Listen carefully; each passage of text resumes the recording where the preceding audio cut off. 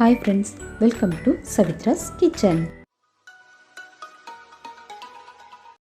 இந்த வீடியோவில் நம்ம பார்க்க போகிறது கிட்ஸுக்கு ஸ்பெஷலான ஓரியோ ஐஸ். 3 ஐஸ்க்கு சின்ன பேக்கெட் ஓரியோ பிஸ்கட் எடுத்துருக்குங்க. பேக்கெட் அலுமினியம் கவரில் இருக்கிறதுனால இந்த கவர்லேயே ஐஸ் ஃப்ரீஸ் பண்ண போகிறேங்க. ஸோ இந்த கவரில் மேலே மட்டும் ஓப்பன் பண்ணிக்கோங்க. இப்போது பிஸ்கட்டில் சின்ன சின்ன பீஸாக உடைச்சி மிக்ஸி ஜாரில் போட்டு லைட்டாக கிரைண்ட் பண்ணால் போதுங்க. குழந்தைகளுக்கு வெளியே போய் கடையில் வாங்கி தரதை விட வீட்லேயே நம்ம செஞ்சு கொடுக்கலாங்க. இதனால் செலவு கம்மியாக தாங்க ஆகும். இந்த மாதிரி பொடியாக கிரைண்ட் பண்ணிக்கணுங்க. இதையே ஒரு பவுலுக்கு ட்ரான்ஸ்ஃபர் பண்ணிக்கிறேங்க. Next 1 tablespoon condensed milk add பண்ணிக்கிறேங்க. இது ஆட் பண்ணும்போது நல்லா க்ரீமியாக டேஸ்டியாக இருக்குங்க. ஃபைனலாக மில்க் ஆஃப் டம்ளர் இதில் ஆட் பண்ணி நல்லா மிக்ஸ் பண்ணிக்கணுங்க.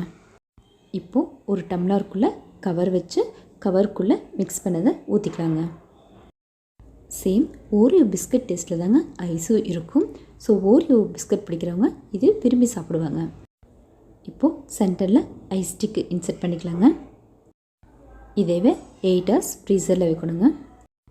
நெக்ஸ்ட்டு ஐஸ்க்கு மேலே சாக்லேட் க்ரீம் அப்ளை பண்ணுறதுக்காக க்ரீம் செய்கிறது பார்க்கலாம் வாங்க. இது டபுள் பாய்லர் மெத்தடில் பண்ணுறேங்க. ஃபஸ்ட்டு ஸ்டவ் ஆன் பண்ணிவிட்டு ஒரு பாத்திரத்தில் காப்பங்கு தண்ணி எடுத்துகிட்டு அதுக்குள்ளே ஒரு சின்ன கப்பில் சாக்லேட் போட்டுக்கணுங்க. இது கூட 1/2 டேபிள் ஸ்பூன் பட்டர் ஆட் பண்ணிக்கிறேங்க. இது ஃபைனலாக ஐஸ் எல்லாம் ஆனதுக்கப்புறம் க்ரீம் பண்ணலாங்க. இது நல்லா மெல்ட் ஆகி வரும்போது ஸ்பூனால் நல்லா கலக்கணுங்க. ஃபைனலாக பாதாம் முந்திரி சின்ன சின்ன பீஸாக கட் பண்ணி இதில் ஆட் பண்ணிக்கலாங்க. அவ்வளோதாங்க, க்ரீம் ரெடி ஆயிடுச்சு.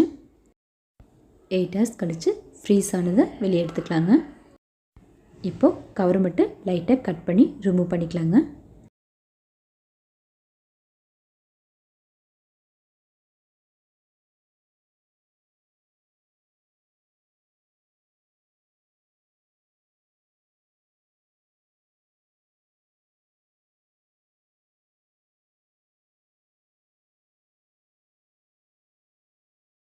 இப்போது இந்த க்ரீமை ஐஸ் மேலே தடவிக்கலாங்க.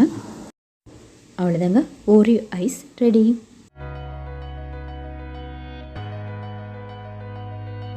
இந்த வீடியோ உங்களுக்கு பிடிச்சிருந்தா லைக் பண்ணுங்கள், ஷேர் பண்ணுங்கள், நியூ தட்டர் சேனலுக்கு சப்ஸ்கிரைப் பண்ணுங்கள்.